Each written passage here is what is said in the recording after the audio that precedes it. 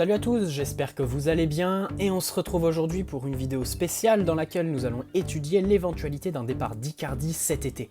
Donc, avant toute chose, vous connaissez mon point de vue, la première de mes priorités à ce poste d'attaquant au PSG, c'est l'achat définitif de Mauro Icardi. Mais vous connaissez la situation et même si les récentes rumeurs annoncent que le PSG veut lever son option d'achat, rien n'est fait. Mais alors, rien du tout.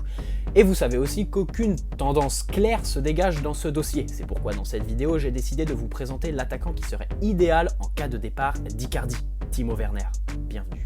Comme d'habitude, la vidéo sera divisée en deux parties, l'une sur son parcours, l'autre sur son profil avec une petite analyse, bien évidemment. Né le 6 mars 1996 à Stuttgart, d'une mère autrichienne et d'un père allemand et footballeur professionnel, Timo Werner rejoint le club de Stuttgart à 6 ans. Ses parents privilégient les études et poussent Werner à finir le lycée avant de se consacrer pleinement à une carrière professionnelle qui commence le 1er août 2013 lors d'une phase de qualification pour l'Europa League. À 17 ans et 4 mois, il devient le plus jeune joueur à porter le maillot de Stuttgart en Bundesliga et au cours de cette même saison 2013-2014, il devient le plus jeune joueur à inscrire un doublé en Bundesliga.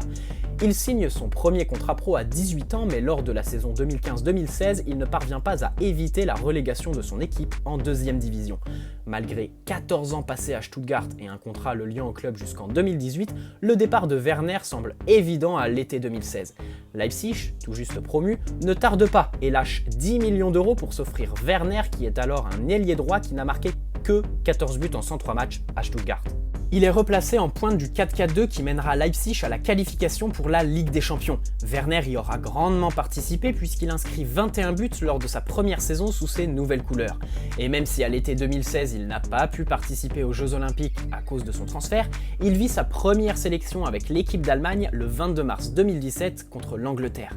Il jouera ensuite la Coupe des Confédérations 2017 et sera convoqué pour la Coupe du Monde 2018 durant laquelle il disputera les 3 matchs de poule. Cette saison est sa 4e sous les couleurs de Leipzig et peut-être sa meilleure, du moins la plus prolifique puisqu'il a pour le moment inscrit 21 buts en 25 matchs. Voilà un peu comment Timo Werner en est arrivé là. Maintenant, pourquoi le recruter serait un très bon coup pour Paris? D'abord, deux facteurs qui me paraissent très importants. En effet, d'une part, Timo Werner vient de fêter ses 24 ans le 6 mars dernier et compte déjà 315 matchs à son compteur, dont 14 en Ligue des Champions. 160 buts et 62 passes décisives qui témoignent aussi d'un altruisme que l'on attend tous au PSG. Mais surtout, à 24 ans, on peut se demander pourquoi Timo Werner n'a toujours pas rejoint un top club européen et lui prédire encore 6 à 8 saisons au plus haut niveau. Et dans un second temps, j'aimerais noter la régularité de l'attaquant allemand. En effet, depuis qu'il est arrivé à Leipzig en 2016, il n'a manqué que 12 matchs au total et joue en moyenne 31 matchs par saison. 25 pour le moment sur celle en cours.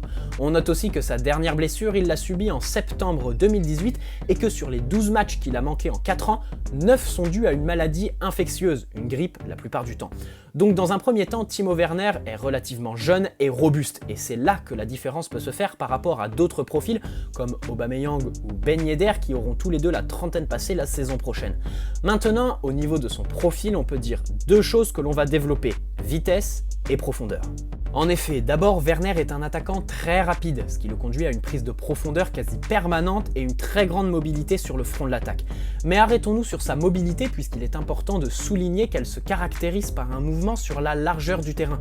Et pour illustrer ça, je vais vous mettre une heatmap de l'attaquant allemand qui vous montre bien sa capacité à se déplacer sur la largeur, que ce soit très haut sur le terrain, mais aussi un peu plus bas avec deux zones chaudes apparentes. L'une qui traverse la surface de réparation, l'autre un peu plus bas sur le terrain. On peut aussi constater que Timo Werner ne possède pas un très gros volume de jeu. À la différence de Cavani, Timo Werner ne redescend presque jamais dans sa moitié de terrain. Deuxième chose que l'on peut retenir, c'est que pour un attaquant de pointe, on constate une grosse activité sur les côtés. En effet, ça peut peut-être s'expliquer par le fait que Werner était un ailier à la base, mais aujourd'hui son occupation de la largeur a une utilité bien particulière que vous avez sûrement déjà deviné, étirer la ligne de défense adverse. En effet, vous l'avez compris, Werner n'est pas un attaquant qui aspire des défenseurs en décrochant ou qui fait descendre une ligne défensive par un statisme sur le front de l'attaque. Non, Timo Werner, il étire les lignes et les casse par des appels en profondeur. Et ici, on va illustrer avec le but qu'il marque contre l'équipe de France en novembre 2017. Perte de balle au milieu. Ozil a un boulevard et un angle de passe quasi parfait puisque aucun vis-à-vis à au moins 8 mètres. Vous voyez Timo Werner à gauche qui était relativement bas. Jallet n'est pas aligné avec ses 3 compères en défense. Werner va en profiter et le mettre dans une situation très délicate grâce à 3 facteurs évidents. Sa vitesse, son avantage sur Jallet qui défend en reculant dos au jeu et son intelligence dans le déplacement puisqu'ici Werner va peut-être perdre du temps mais il étire sa course sur le côté gauche de son attaque. À cela vous ajoutez Draxler qui étire à droite et à deux, ils ont mis la défense française dans une position des plus inconfortables. En effet, Werner reste volontairement dans le dos de Jallet pour s'ouvrir un espace par l'étirement de la ligne défensive française qu'il a lui-même provoqué. La qualité de la passe est au rendez-vous et Werner va pouvoir se présenter face au gardien, certes en position excentrée, mais avec l'avantage d'être complètement seul. Et ici, on va encore faire une transition sur un autre principe de Timo Werner. Vous l'avez vu, il étire les défenses. Il est rapide et prend la profondeur, c'est sa force. Mais son intelligence de jeu se caractérise aussi par une volonté d'être un attaquant invisible. Je m'explique. La seconde force de Timo Werner, et là on peut la retrouver sur des phases de transition offensive ou d'attaque placée, c'est sa capacité à se retirer du champ de vision de son défenseur. 2 exemples pour illustrer ça. D'abord cette image, on le voit faire un appel en diagonale mais surtout dans une certaine forme de prise de profondeur alors que vous voyez bien un bloc adverse organisé et une attaque placée de la part de Leipzig. En réalité, Timo Werner est resté assez statique tout au long de la construction de cette action en attendant qu'il se sente hors de portée d'un des centraux. Ici c'est chose faite puisque le central droit sort de l'alignement, sûrement pour se rapprocher du joueur de Leipzig, entre les lignes. Werner sait pertinemment que le défenseur est focalisé sur l'espace devant lui, mais autre facteur très important, l'Allemand s'est positionné depuis le début de l'action entre les 2 défenseurs, ce qui va lui permettre d'être plus près du ballon que le central gauche et ainsi avoir le corps entre le ballon et l'adversaire. Il pourra donc ajuster la frappe qu'il souhaite avec son pied gauche. Ah oui, parce que autre force de Timo Werner, il peut finir une action des 2 pieds. On reviendra là-dessus plus tard, mais ici on peut déjà en tirer une première conclusion. Il peut se positionner entre les 2 centraux, peu importe l'appel qu'il fera, le défenseur part avec une longueur de retard puisqu'il ne pourra pas l'isoler sur son mauvais pied. Autre exemple dans un espace beaucoup plus réduit, mais dans lequel Werner réussit tout de même à exploiter une ouverture. Ici on va faire l'éloge de Werner, mais vous remarquez aussi la présence de Kalidou Koulibaly, qui est associé au PSG et que l'on va analyser dans une prochaine vidéo. Et ici, pour s'arrêter 2 secondes sur le défenseur central sénégalais, vous allez observer une de ses failles. En effet, vous savez qu'il est excellent dans le duel athlétique, lorsqu'il défend en 1 contre 1 et en avançant, mais dans l'anticipation, il peine un peu plus. C'est ici que se situe la grande différence qu'il y a entre Thiago Silva et Koulibaly. Allez, on revient à Timo Werner qui va réussir à prendre le dessus sur Koulibaly. La balle est dans les pieds de Bruma, Werner s'éloigne intentionnellement de lui, Koulibaly fait le choix de se rapprocher du porteur de balle qui a donc beaucoup plus d'espace, Werner se trouve encore une fois hors du champ de vision de son défenseur et va de suite enclencher un appel dans le dos de Koulibaly alors qu'il était devant lui au début de l'action.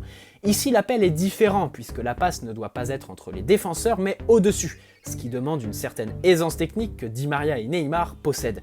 Voilà les 2 forces de Timo Werner lorsque son équipe a le ballon, étirer le bloc et être très réactif dès qu'il est hors de portée d'un défenseur adverse.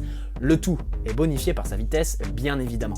Vous l'avez compris, Werner est un attaquant qui apporte de la verticalité, mais aussi de la largeur. On l'a vu sur la hitmap de tout à l'heure, Werner dézone beaucoup pour aller se rapprocher de la ligne de touche. Pourquoi ? Eh bien, parce qu'il a été formé en tant qu'ailier, on peut penser qu'il lui reste quelques aptitudes dans les débordements. Et d'un autre côté, on peut revenir sur sa capacité à prendre beaucoup de vitesse, que ce soit avec ou sans ballon, mais aussi sur ses capacités dans le dribble, notamment en 1 contre 1. En effet, voilà une autre caractéristique de Werner, le danger qu'il est capable de provoquer par le dribble face à son vis-à-vis. Et le fait qu'il soit capable de finir une action des 2 pieds peut justifier l'équité de ses déplacements entre le côté droit et le côté gauche. Autre point sur lequel on peut revenir, son jeu en 1 touche pour orienter entre les lignes. On peut y voir des similitudes avec le jeu de Griezmann, mais Timo Werner est aussi capable de décrocher pour aller se placer entre les lignes et jouer en 1 touche pour orienter. C'est une autre facette de son jeu, tout aussi intéressante et exploitable dans l'équipe du PSG, qui a tendance à trop garder la balle.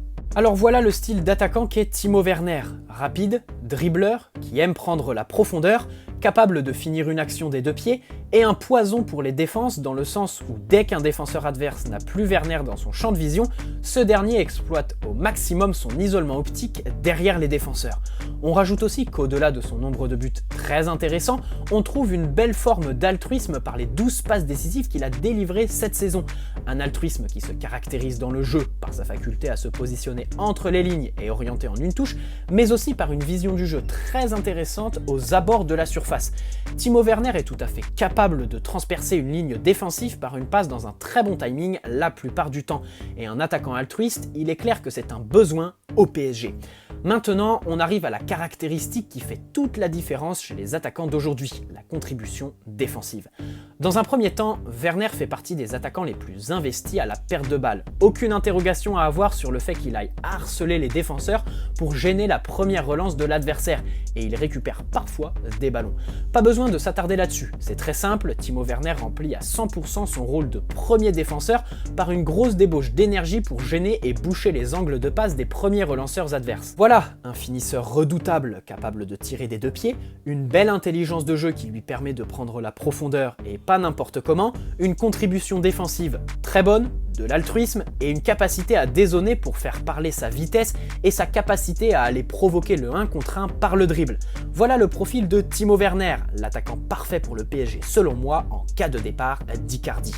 Au niveau financier, vous l'avez sûrement vu, Transfermarkt a ajusté les valeurs marchandes des joueurs dans la journée d'hier, et la majeure partie d'entre eux ont perdu 10 à 20%. Werner en fait partie.